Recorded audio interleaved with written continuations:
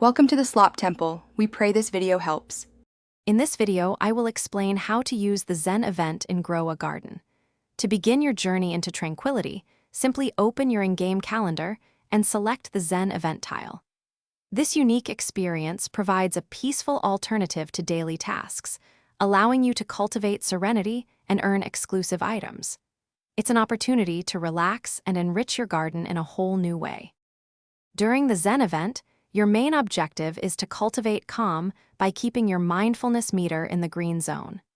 You achieve this by engaging in soothing activities, such as carefully watering one of the 25 unique meditation plants. Be mindful of your actions. Any sudden or frantic movements will quickly deplete your built-up tranquility, so keep a steady pace. To gain the most from each Zen session, strategically group similar meditation plants together for enhanced calm points. Remember to utilize your special Zen tools wisely. They offer a 25% boost to your mindfulness meter, but only last for 30 seconds.